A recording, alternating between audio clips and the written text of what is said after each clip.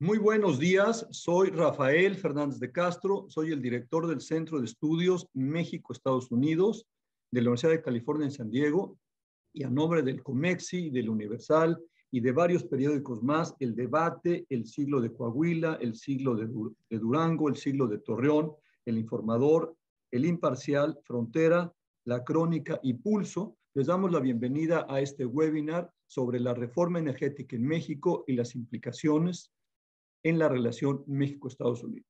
For those of you who want to listen to this in English, there's a button down in your screen that says interpretation. Just click on there, and then you will be listening to the wonderful interpretation of Mariana. Thank you very much to all of you to join us. Muy bien, le doy sin más la palabra al doctor Sergio Alcocer, el presidente del COMEXI, para que haga favor de presentar a nuestros panelistas y aprovechar cabalmente el tiempo. Tenemos nada más una hora, es un tema fascinante, es un tema importantísimo para México, para el futuro de México y desde luego para la relación México-Estados Unidos. Adelante, doctor Sergio Alcocer, y qué gusto que el COMEXI, que nuestro centro y también que el Universal, todos estos periódicos, cada mes, y generalmente lo tratamos de hacer así, el segundo viernes de mes, tenemos estos webinars para ustedes. Adelante, doctor Alcocer. Muchas gracias, Rafael. Muy buenos días tengan todos ustedes. Pues para mí un placer presentar a nuestro excelente panel el día de hoy. Inicio con la maestra Katia Somoano, quien ocupa actualmente el cargo de directora de Energía y Sustentabilidad en el Grupo de Acero. Es la primera empresa industrial en el país que participa directamente en el mercado eléctrico mayorista. Encabeza actualmente la Comisión de Energía de la Cámara Nacional de la Industria del Hierro y el Acero, Canacero. Katia tiene una amplia experiencia en el sector de infraestructura energética. Particularmente destaco haber sido la primera directora mujer en la Comisión Federal de Electricidad, responsable de fundar y dirigir CFE Calificados, que es la filial encargada de suministrar energía eléctrica a clientes industriales bajo un esquema de competencia. Katia ha tenido una larga trayectoria en la Secretaría de Energía, en el sector privado, Grupo Carso, donde dirigió el sector infraestructura como directora de desarrollo de proyectos de una de las empresas, de este caso de Ideal. Katia es abogada, licenciada en Derecho por la Universidad Nacional Autónoma de México y posee una maestría en Derecho por la Universidad de Cambridge en el Reino Unido. Es consejera, fundadora de Voz Experta, así como también integrante del International Women Forum en el capítulo México. Así que muy bienvenida, Katia. Muchísimas gracias por acompañarnos. Un privilegio tenerte. Gracias. Presento al doctor Jesús Reyes Heroles, economista del Instituto Tecnológico Autónomo de México, con estudios de Derecho, también en la UNAM, doctor en Economía por el Instituto Tecnológico de Massachusetts. Actualmente es presidente de Estructura, una organización que agrupa a varias empresas, miembro del Consejo de Administración de Banco Santander. En el sector público, ha sido secretario de Energía, director general de Petróleos Mexicanos, así como también fue nuestro embajador en Washington en el año 97 al año 2000. Ha combinado su trabajo en el sector público y en el sector privado también con actividades filantrópicas. Actualmente preside el patronato de la Fundación Gonzalo Río Arronte y fue presidente del Consejo Consultivo del Agua. Muchísimas gracias, Jesús. Un privilegio igualmente tenerte. Muchas gracias por la invitación, Sergio. Muchas gracias. Y en tercer lugar presento al maestro Leonardo Beltrán. Es distinguido funcionario público con más de 20 años de experiencia en el sector energético. Actualmente es miembro de la Junta Directiva de la iniciativa Sustainable Energy for All. Participa también en diferentes actividades de la iniciativa del Foro Económico Mundial, relacionado sobre la aceleración de la adopción del hidrógeno. Actualmente es un fellow distinguido en el Centro de Política Energética Global de la Universidad de Columbia, como también es un fellow no residente del Instituto de las Américas. Es consultor del Banco Mundial, fue director general de Información y Estudios Energéticos en la Secretaría de Energía, para posteriormente ser subsecretario de Planeación y Transición Energética. El maestro Beltrán es abogado también por la Universidad Nacional Autónoma de México, con una licenciatura en Economía por el ITAM, y cuenta con una maestría en Administración Pública en Desarrollo Internacional de la Escuela Kennedy de la Universidad de Harvard. Es que muchísimas gracias, muy bienvenidos todos. Adelante, Rafa. Gracias, Sergio. Quiero recordarle a todos ustedes que esperamos muchas preguntas, queremos que esto sea lo más interactivo posible. Tienen ahí un botón que dice Q&A o preguntas y respuestas. Por favor, mándenos sus preguntas. Los panelistas van a contestar algunas directamente y yo, desde luego, y Sergio, vamos a leer algunas otras, porque la idea se trata de eso, de que tengamos un diálogo con todos ustedes. Si les parece bien, panelistas, empezamos con el tema, ¿qué implicaciones, qué es esta, cuáles son las implicaciones de esta reforma, que muchos la llaman reforma eléctrica, otros reforma energética? ¿Cuáles son los principales cambios que propone, sobre todo en relación a la última reforma? Y si les parece bien, ¿por qué no empezamos con Katia Somoano para que nos explique esto? ¿Cuál es, digamos, en qué consiste esta reforma? Gracias, Rafael. Gracias, Sergio. Gracias por la invitación. Un privilegio, un gusto estar aquí este día con dos extraordinarios conocedores y amigos.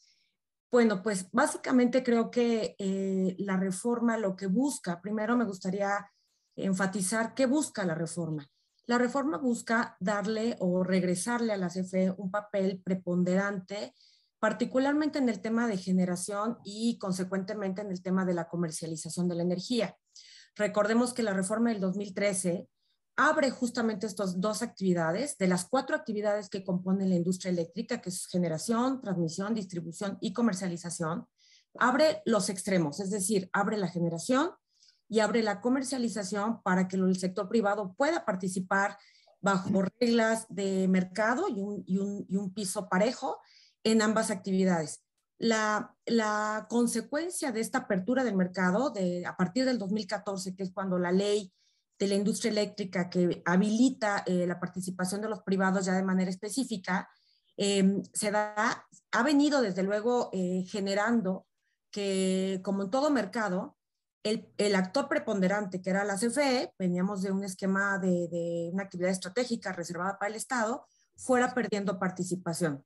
Y justamente esta lectura de la pérdida de participación de la CFE es la que en el diagnóstico que lleva a proponer esta reforma por parte del presidente al Congreso, busca regresarle a la CFE esa papel preponderante. Y para ello establecen una serie de propuestas que conllevan a reducir el papel, acotar y en algunos momentos, digamos, revisar en temas que venían desde antes la participación del sector privado. Yo enfatizaría un tema que me parece muy relevante, que a veces se confunde en la discusión, que los dos principales temas que están aquí en discusión, que es un régimen llamado autoabasto o autoabastecimiento, y contratos de los productores externos de energía, que no es otra cosa más que una maquila de la energía que privados hacen a CFE, son dos regímenes que no son producto de la reforma del 2013. Son regímenes que vienen desde muchos años atrás, desde los 90s, y que fueron protegidos bajo el esquema de los grandfather rights o de un régimen legado en los transitorios de esta reforma. Estos dos son parte de los dos principales temas en donde hay un debate, en donde se dice que no hay un piso parejo, en donde se dice que hay subsidios, en donde se dice que ambos esquemas han dañado las finanzas y han dañado la participación de la CFE. Para concluir esta intervención, yo señalaría que además parte de lo que se está buscando es que los reguladores, cuyo papel justamente en esta conformación de mercado, en lo que los privados pueden participar y que están obligados a dar este tratamiento de acceso abierto y no discriminatorio a la Red Nacional de Transmisión y a todas las redes que conducen la energía, la manera de transportar la energía, también puedan ser acotados.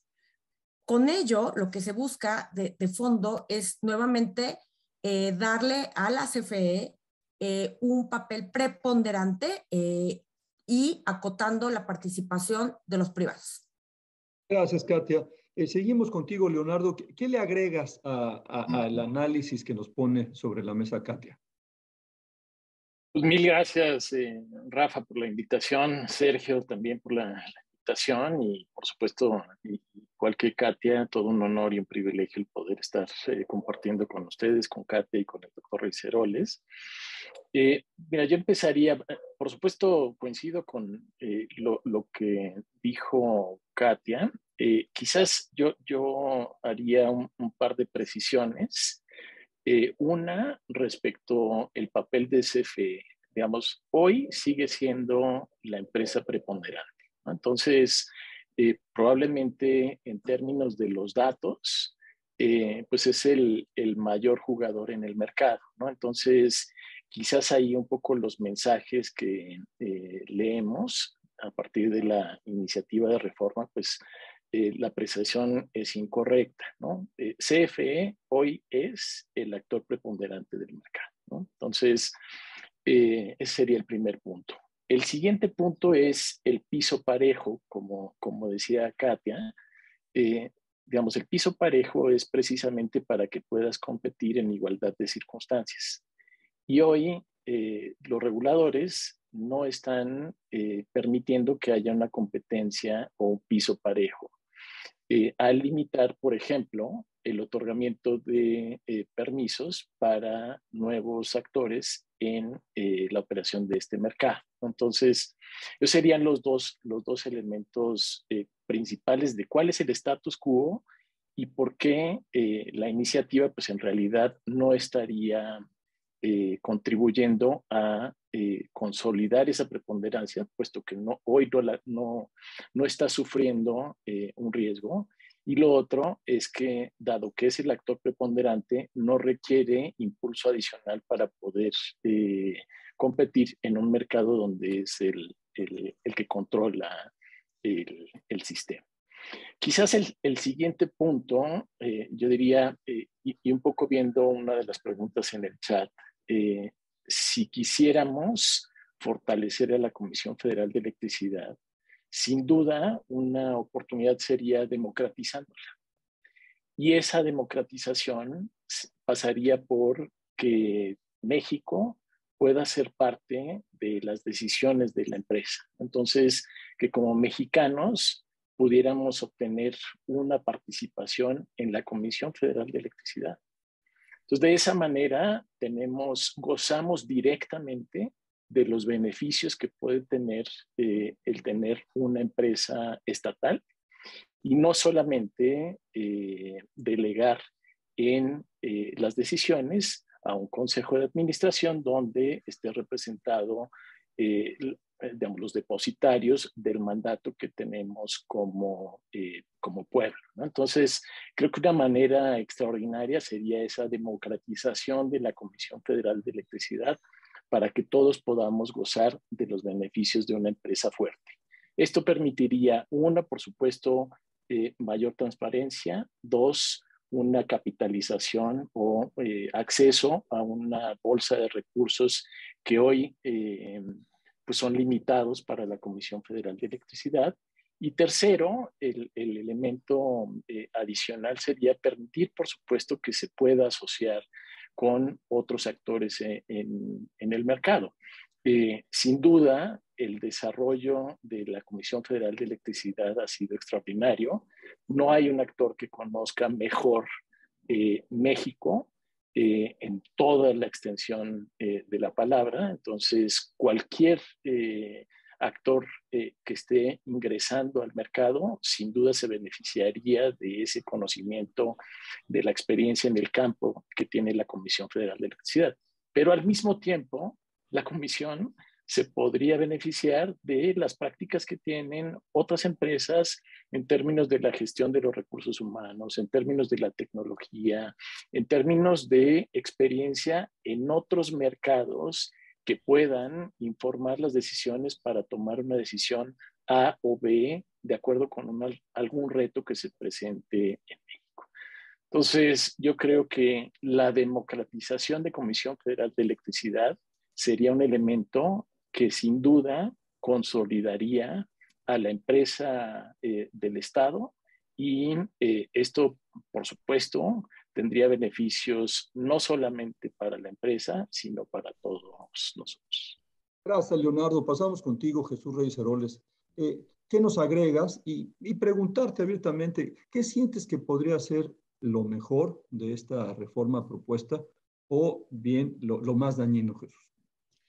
Bueno, yo creo que es útil regresar a los orígenes de los cambios y de las reformas para el sector eléctrico.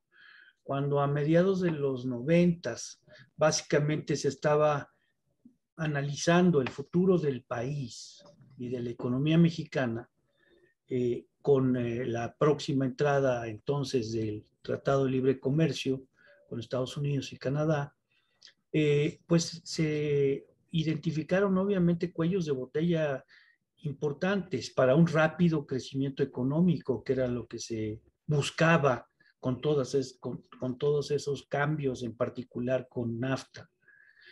Y el sector electricidad destacaba como uno de los sectores que presentaba mayores limitaciones para el crecimiento económico de México.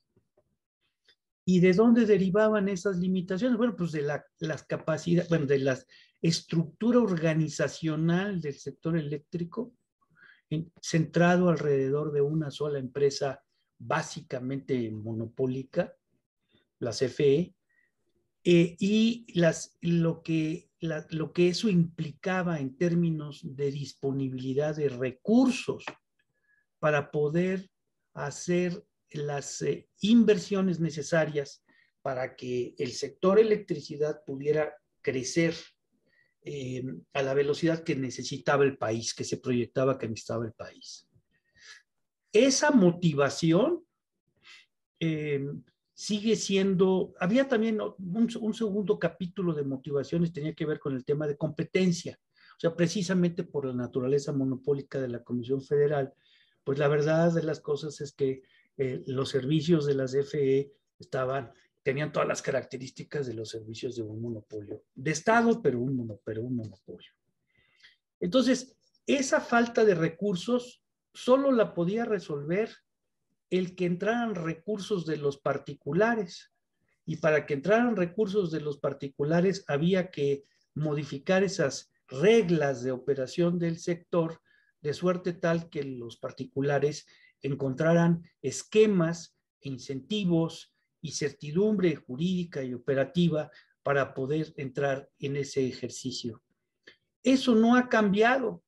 O sea, las finanzas públicas de México siguen teniendo enormes faltantes y el pensar que se le va a sustraer a las finanzas públicas para dedicarlo a la industria eléctrica o también a los hidrocarburos, por otro lado, pues es un absurdo.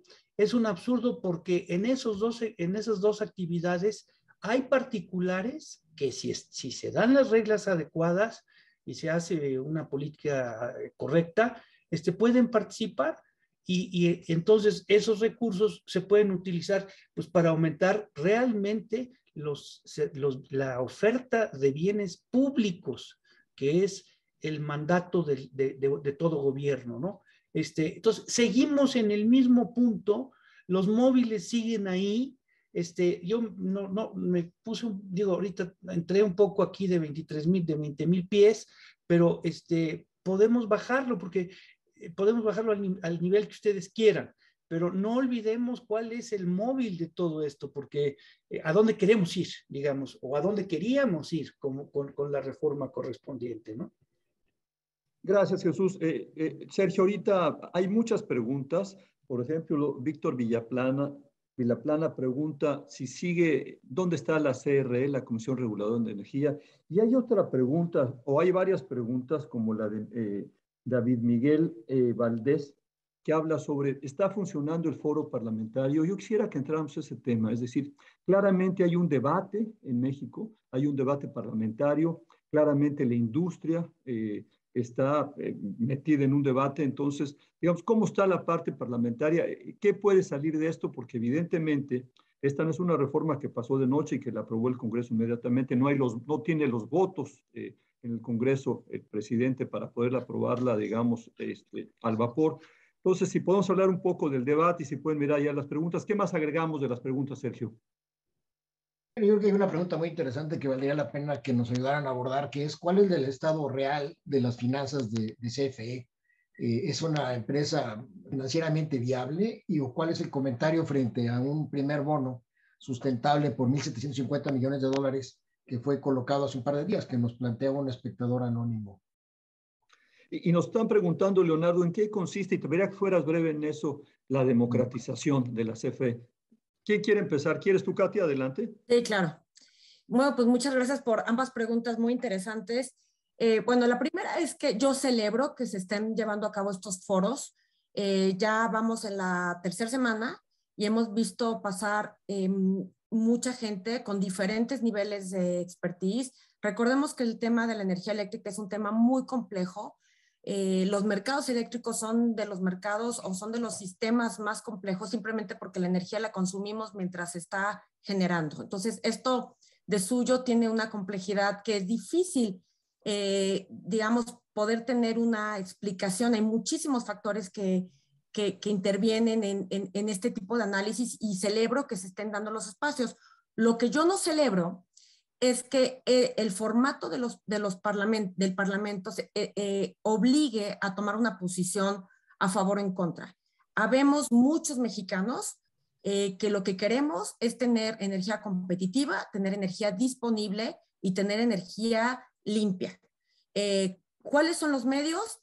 El Estado es responsable de generar esas herramientas y el hecho de orillar a esta polarización me parece que no contribuye a justamente lo que ha faltado: diálogos, puentes, comunicación, entendimiento, un diagnóstico quizá claro que no necesariamente divida a renovables versus térmicos, a privados versus FE, a mexicanos versus extranjeros. Hoy en día, tristemente, el debate está muy polarizado. Hay bandos y estos bandos me parece que si bien cada quien está tratando de empujar las razones por las cuales ven un modelo u otro que pueda ser el óptimo para un país como México, no hay un verdadero diálogo. Ese sería mi comentario respecto del Parlamento. La apertura, por supuesto, siempre es bienvenida.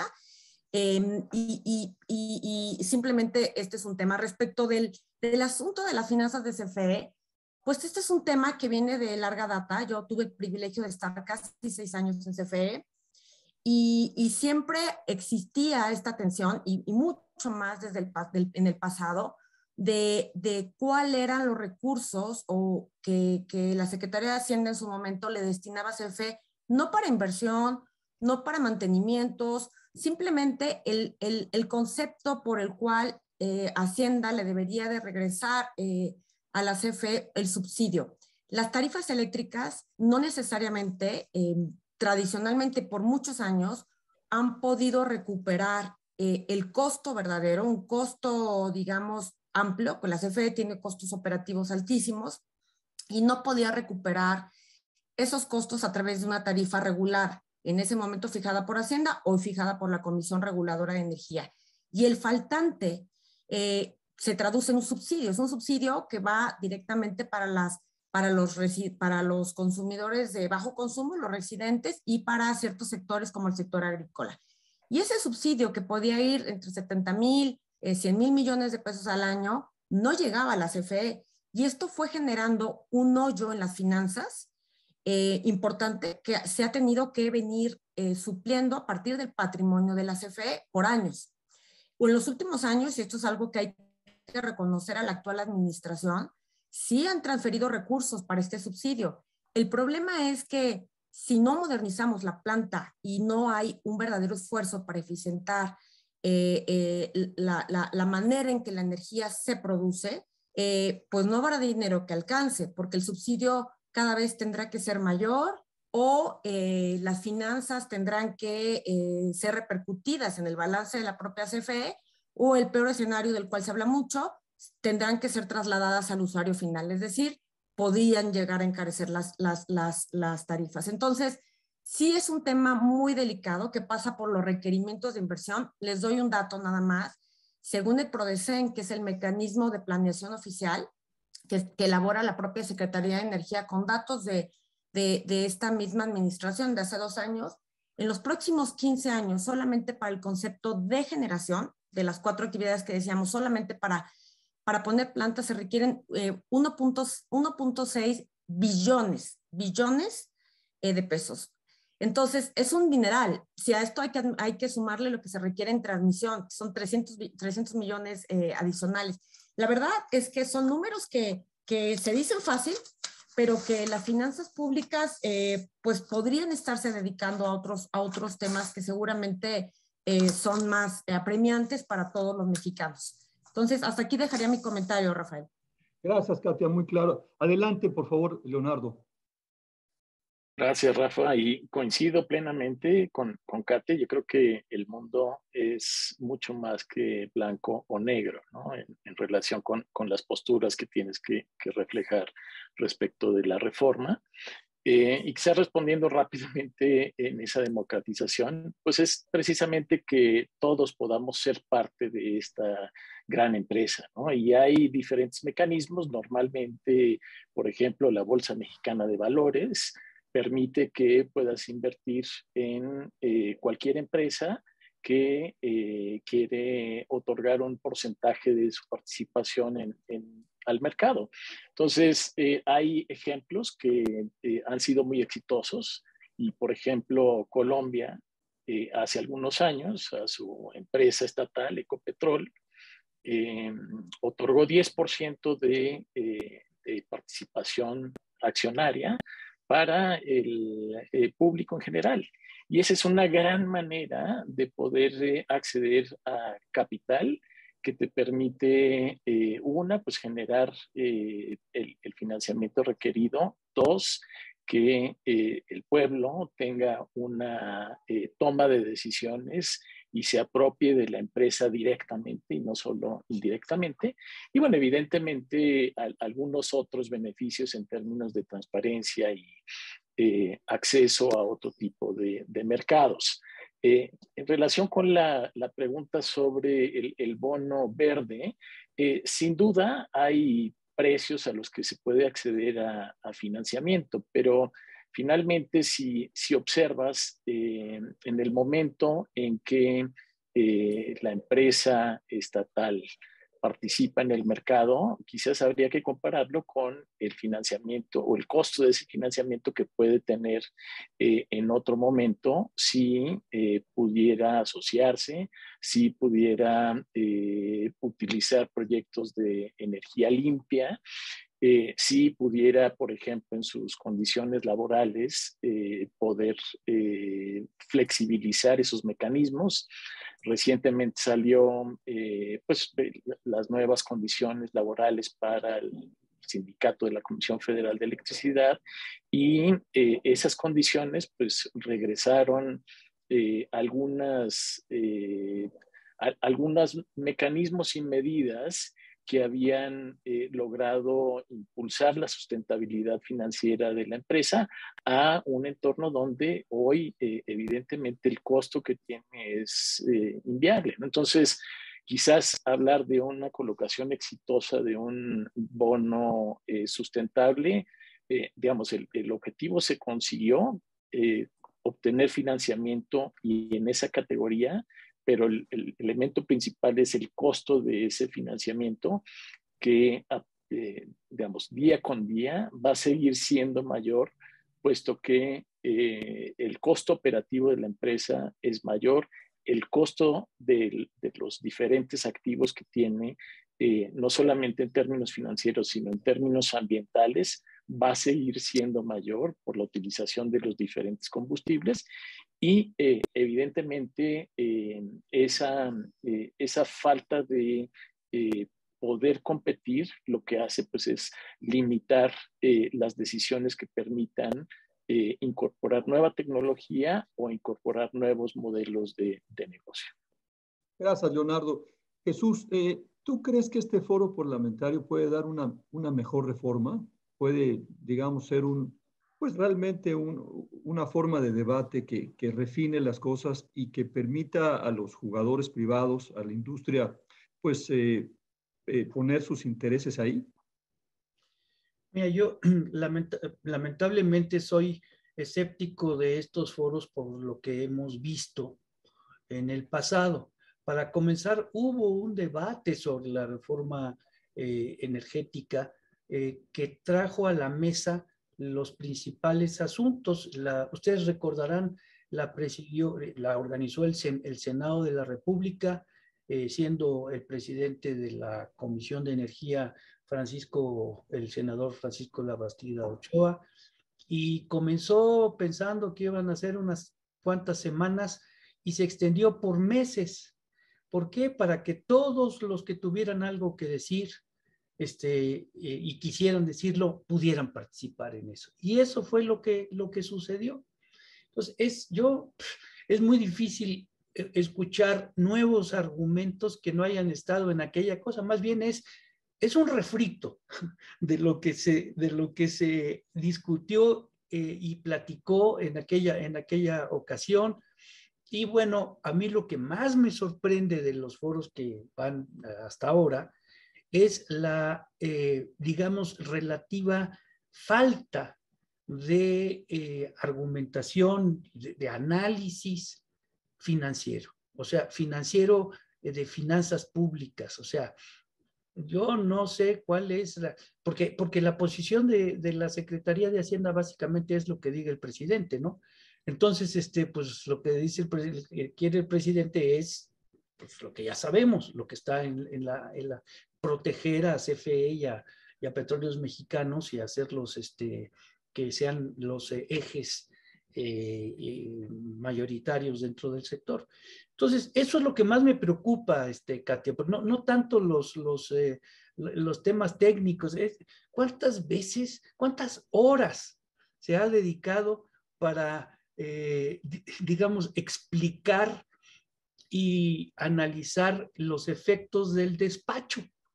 ¿Y por qué lo único que tiene racionalidad económica y racionalidad financiera es un despacho con base en minimización, en el menor costo? O sea, que la electricidad que utilice el país sea la más barata, en beneficio de todos los usuarios de electricidad. Es eso que parecería así de obvio, pues ni siquiera se discute, se dice no, el despacho, en la nueva iniciativa, el despacho va a ser primero CFE, bueno, primero va algunos otros, pero básicamente CFE, y ya después ya irán entrando algunas otras fuentes, aunque sean más baratas y más limpias, que esa es la otra cosa de lo cual pues esta reforma va en contra digamos, de una aportación importante al tema ambiental. Entonces, eso es por eso soy escéptico. Primero, porque ya se ha discutido hasta el cansancio y la verdad de las cosas a veces incluso con mejores técnicos que con los técnicos que están participando ahorita. Uno. Y en segundo lugar, la ausencia de una discusión de qué implicaciones tiene esto para la estrategia de desarrollo, para las finanzas públicas y la estrategia de desarrollo del país. Gracias, Jesús. Hay muchísimas preguntas, hay muchas como la de Fernando González Saifé, que empieza a hablar, por ejemplo, cómo va a afectar esto a la industria automotriz, que es un tema muy importante, toda la reconversión a los autos eléctricos, que por cierto, ayer salió la noticia aquí en Estados Unidos que el incremento de la venta de autos eléctricos es maravilloso. O sea, realmente ya hay un subsidio y este subsidio pretende incrementarse más. Me parece, Sergio Alcocer, que es momento de empezar a entrar a la relación bilateral. ¿Por qué no lees unas preguntas y nos vamos hacia allá con nuestros ponentes? Perfecto, muchas gracias, Rafa. Quisiera iniciar con la lectura de algunas frases que fueron expresadas, en este caso por la secretaria de Energía, la secretaria Granholm, a raíz de su visita el 21 de enero, donde ella señala que en cada reunión expresamos claramente la posición de la administración Biden-Harris en cuanto a la preocupación sobre el impacto negativo potencial de la propuesta de energía, de la iniciativa de la reforma energética. Estoy aquí tratando de traducir en el inglés, del inglés. Por otro lado, ante la visita del embajador Kerry hace algunos días, un par de días, el gobierno de Estados Unidos señala que ha expresado reiteradamente su preocupación sobre la propuesta actual, señala su preocupación porque la reforma busca promover el uso de tecnologías más sucias, anticuadas y caras, sobre alternativas renovables y eficientes, y directamente John Kerry señala la importancia de que México se transforme en cuanto al uso de vehículos eléctricos, nuevas energías, y la necesidad de satisfacer las necesidades de la industria en México, para lo cual ofrece trabajar conjuntamente respetando la soberanía. Frente a esto, ¿qué podemos esperar del cambio en la relación entre México y Estados Unidos? Jesús, tú fuiste nuestro embajador allá, tuviste que lidiar con temas muy sensibles. ¿Cómo crees tú que se esté viendo desde nuestra embajada en Washington la relación de los dos países frente al tema energético, que siempre ha sido un tema, al menos de los años 30, 40 a la fecha, ha sido un tema siempre sensible en nuestra relación? Bueno, el tema siempre ha sido sensible, pero se ha ido encontrando la manera de poder avanzar hacia un proyecto energético de Norteamérica en la mejor filosofía o espíritu, pero no filosofía, en el mejor espíritu, pues el propio NAFTA y de ahora el Tratado de Libre Comercio, el renovado Tratado de Libre Comercio.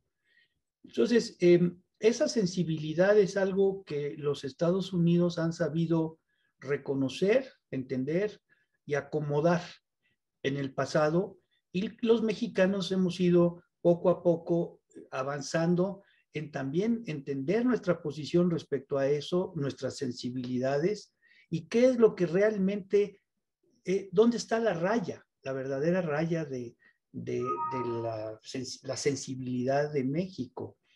Y lo que estamos viendo ahorita pues es francamente lamentable, porque con esta reforma estaríamos caminando hacia atrás de lo que habíamos avanzado para poder, comenzamos hace años. Yo fui secretario de Energía en el 90 y tantos, 94, 95. Era tan sencillo como tratar de interconectarnos nada más. Ni eso, incluso eso se consideraba que estaba fuera, porque violaba nuestra soberanía energética. Suena de risa, pero esos eran los argumentos y ahí están.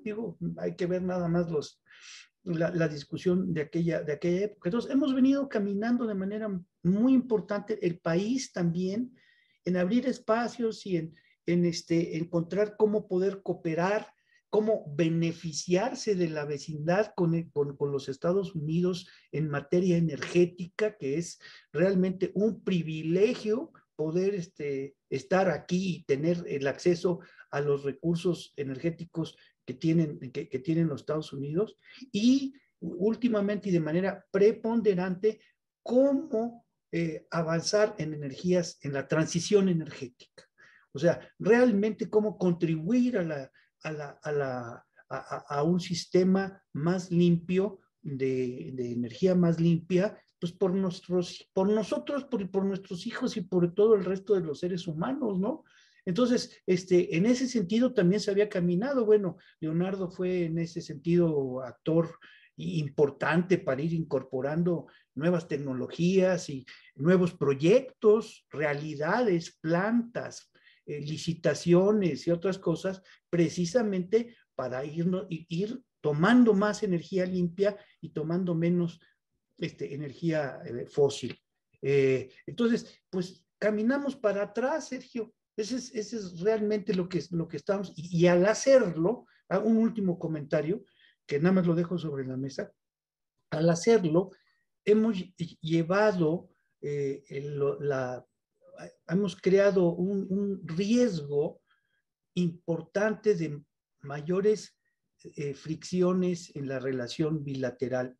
De lo que tú claramente, de lo que leíste y de otras muchas expresiones que ha habido de diversos funcionarios, organizaciones, empresas más estadounidenses y de otros países del mundo, queda muy claro que estamos caminando contra el resto del mundo con esta reforma eléctrica.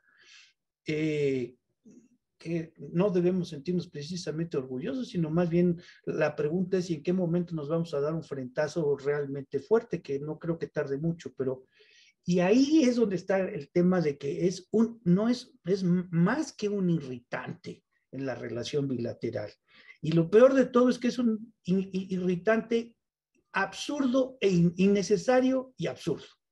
Entonces, caray, man, pues sí, los ánimos están ahí. Ahora, yo un reconocimiento para la diplomacia estadounidense a partir del cambio de gobierno, de la entrada del presidente Biden, que ha realmente ido capoteando en el verdadero sentido del capote, ¿verdad? Irlo manejando para darle entrada a los arranques del presidente López Obrador. Yo creo que ha habido otros momentos de sensatez de parte de los Estados Unidos, pero será recordado, o cuando menos en mi opinión, es un momento de una gran sensatez de la acción diplomática de Estados Unidos respecto a México. Gracias, Jesús. Leonardo, tú encabezabas por el gobierno de México las reuniones a nivel ministerial en temas de energía limpia, como mencionaba Jesús, en la incorporación de nuevas tecnologías. Conoces bien a la Secretaría de Energía mexicana y al Departamento de Energía estadounidense, ahora desde una posición académica. ¿Cómo ves qué puede impactar estas posiciones y esta iniciativa a la relación, tanto en el ámbito energético como en el ámbito general entre México y Estados Unidos, y la posición de México en los aspectos de sustentabilidad, energía limpia, transición energética? Mira, bueno, mil gracias por la oportunidad de comentarlo, pero digamos, de entrada coincido con Katy, con el doctor Reyes Heroles. Digamos, esto es algo completamente, por supuesto, como lo decía el doctor Reyes Heroles, innecesario, ¿no? ¿En qué sentido? Pues en que incluso México, si tú le preguntas a cualquier persona en la calle, ¿qué opina de las energías limpias? Esa es la única alternativa, ¿no? Entonces, no es ni siquiera que estemos influidos por lo que está pasando en el exterior, sino al interior, nosotros mismos, esa es la ruta que queremos seguir, ¿no? Entonces, digamos, no entiendo dónde no está claro el mandato que como habitantes, que como pueblo, le estamos dando a nuestros gobernantes, ¿no? Entonces, dejando eso a un lado, evidentemente la relación que tenemos con Estados Unidos es una relación que nos permite generar sinergias. Estamos completamente interconectados, quizás en el sentido del sector energético no tanto, pero en términos comerciales, pues el 80% de nuestro comercio ocurre con Estados Unidos. Entonces, en la medida en que todo el mundo está caminando hacia las energías limpias, por ejemplo, Europa este año acaba de publicar una taxonomía de qué es lo que significa invertir en productos o servicios o activos limpios. Y este es el primer paso que Europa va a seguir para eventualmente, generar ese listado de qué es lo que se considera limpio. Y el otro... está metiendo la traducción. Adana, ¿puedes checar eso, por favor? Disculpen, estamos en tiempos de Zoom, de repente suceden estas cosas con la tecnología. Sí, sin adelante, creo que ya lo checaron. Adelante, Leonardo. Y esta taxonomía eventualmente se convertirá en los elementos que te permitirán acceder a, por ejemplo, el mercado europeo con una oferta de capital disponible a costos más competitivos, o simplemente te cerrarán la entrada si no cumples con los requisitos que se establecen. Entonces, por ejemplo, México, Estados Unidos y Canadá, en términos automotrices, pues es el mercado, el mercado productor más relevante del planeta. Si queremos seguir exportando a Europa, eventualmente, pues las partes que provienen de México van a tener un costo o un premio adicional o un costo adicional precisamente porque nuestra generación eléctrica no es consistente con lo que está pasando en el planeta. Entonces, eso nos resta competitividad, eso evidentemente va a hacer que Canadá y Estados Unidos busquen a ver a otros socios o desarrollen los proyectos de cualquiera de las autopartes que se producen en México en un país donde puede ofrecer un flujo eléctrico limpio para precisamente poder seguir manteniendo esa cuota de mercado en Europa, en Asia o en cualquiera de los otros países. Y ese es el primer movimiento que hizo Europa. Ahora, Estados Unidos, hoy, como bien lo decía Rafa, ha anunciado estas nuevas políticas para impulsar el consumo de autos eléctricos en Estados Unidos. Y si México es el cuarto mayor productor de coches en el planeta, ¿por qué no podemos ser el mayor productor o el cuarto mayor productor de coches eléctricos en el planeta? Entonces, digamos, el tránsito hacia un nuevo tren de producción en lugar de combustión interna de electrificado, pues es natural, marginalmente no nos cuesta nada. Y ahí es donde Estados Unidos ve el área de oportunidad y nos está tendiendo la mano, se acerca con nosotros para que nos subamos a ese tren.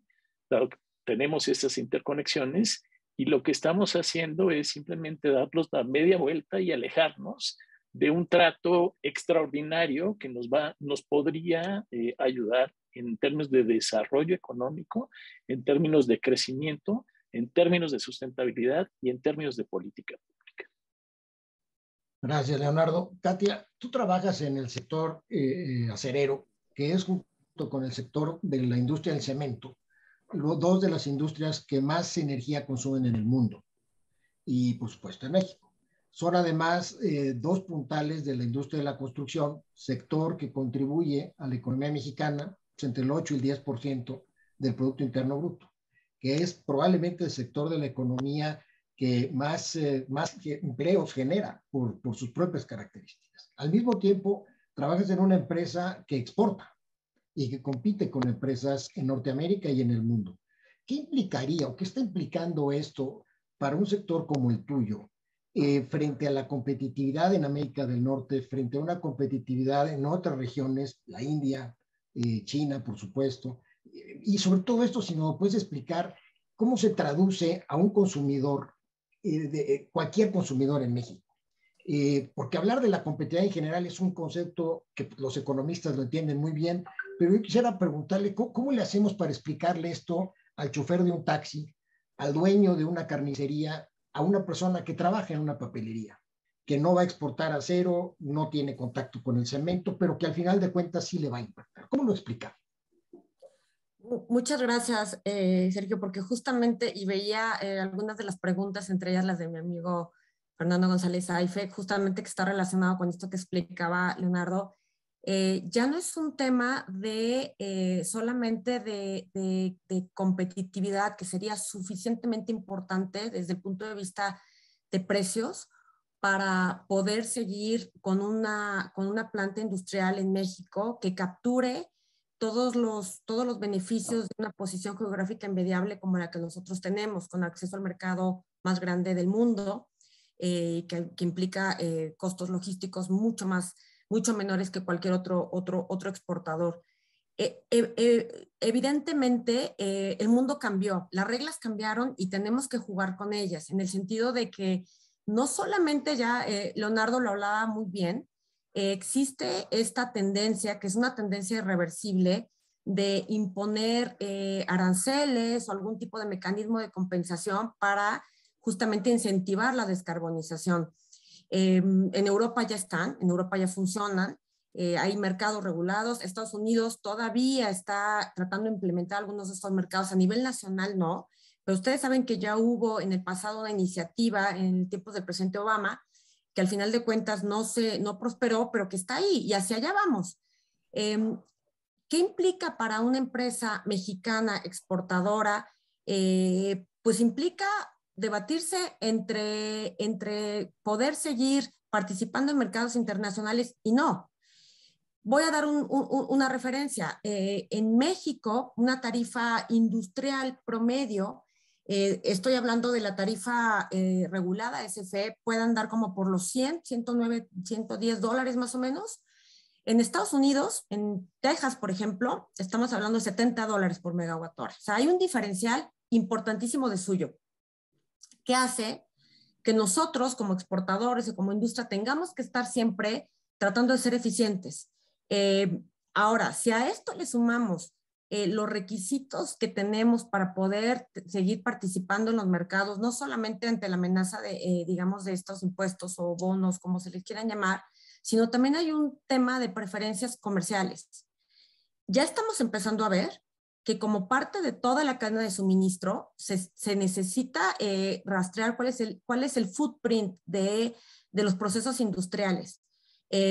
Por eso es que no es sorpresa que ahora en el marco de la COP en Glasgow muchas empresas salieron, algunos sensatos, otros un poco, creo que cayendo en este concepto del greenwashing, ¿no? Tratando de hacer compromisos que serán o no, se antojan difíciles de lograr. Pero el punto para el señor que digamos que quiere preservar su empleo es hasta qué punto las empresas mexicanas creadoras de empleo vamos a poder seguir creciendo, expandiéndonos, si no tenemos el acceso a energía competitiva que nos permita seguir generando empleos, produciendo y algunas exportando. Y aquí yo regreso al punto inicial del tema de necesitamos tener energía competitiva, es decir, que podamos competir hacia afuera. Se trata de que como sociedad mejoremos, nos hagamos más competitivos y no nos cerremos, nos hagamos más caros e ineficientes. Se trata también de tener acceso a la energía. Todo este debate internacional entre China, Estados Unidos, etcétera, por supuesto está, y aquí Rafa y ustedes son especialistas en eso, pero parecía o parece que está el espacio natural para que México pueda capturar esas inversiones, sin duda. Pero para eso, ¿qué se necesita? Se necesita tener energía, que es el motor que mueve cualquier proceso industrial, y se necesita que podamos tener, por ahí veía algunas de las preguntas también, si hoy necesitamos instalar una planta intensiva en consumo de energía, la pregunta es, ¿existe nuestra red actual y toda la infraestructura que existe en el país puede soportar una expansión industrial del tamaño de la oportunidad que se nos presenta? ¿Puede soportar el tamaño, una expansión de una industria renovable para poder acompañar esta transición y la participación de mercados internacionales? Y lo más importante es, vamos a poder invertir de largo plazo, con inversiones que son sin duda muy importantes para poder estar aquí en México, jugárnoslas como México, no como sector energético, como parte de la economía del país, que genera empleos directos e indirectos. Esas son las preguntas que debemos de estarnos ahorita planteando cuando reflexionamos el tema de la reforma. Por supuesto, el despacho económico, si marginamos o no marginamos, etcétera. Todo eso son preguntas, como decía Jesús, a un nivel muy técnico y nos podemos ir a detalles. Lo importante es qué implica en el futuro del país. Gracias. Pues ya para terminar, nos quedan unos cuantos minutos, 5 minutos, para que ustedes nos den sus conclusiones. Dejaremos un par de preguntas. Yo hago la primera. Se ha anunciado la creación de un grupo de alto nivel entre los dos gobiernos, como los que tenemos en materia de seguridad, ahora en temas de energías renovables. ¿Cuál sería su lectura de la creación de un grupo de esto? ¿Es que realmente le interesa tanto al gobierno de México? ¿Es un tema de una salida diplomática? Está bien, vamos a crear este grupo para que pues platiquemos mientras avanzamos en la reforma. ¿Qué implica? Jesús, si quieres, empezamos contigo y Rafael va a hacer una pregunta adicional. Yo muy rápidamente digo, básicamente es patear el bote, ¿no? O sea, ¿qué es lo que ahorita se está haciendo en la relación bilateral? Hay un grupo de trabajo, no pasa nada. Les pido un cierre, Katia y Leonardo. Estamos ya sobre el tiempo, nos quedan 4 minutos. Hay una pregunta del Facebook de la Universal. ¿Qué puede hacer Estados Unidos? ¿Qué acciones específicas para cambiar puntos de la reforma? ¿Por qué no hacemos un cierre? Yo concuerdo con Jesús Reyes Heroles, con ustedes. Efectivamente, Estados Unidos ha jugado en la relación como el adulto, y cada vez que México se quiere ir por la libre en algún tema, nos mandan a un secretario de Estado, a un miembro del gabinete, porque lo que quiere es justamente la visión de Biden es claramente la necesidad de cooperación con Canadá y con México. Él siente que tiene que estar bien con los vecinos, porque él siente que sus temas estratégicos están con China, están con Rusia. Quiere llevarla bien y de repente México se quiere desacomodar y nos abraza. Yo veo así la interpretación y concuerdo completamente con Jesús y con ustedes. Hacemos un cierre, Leonardo, Katia, y terminas tú, Sergio, por favor. Y desde luego es un tema, evidentemente no se agota aquí.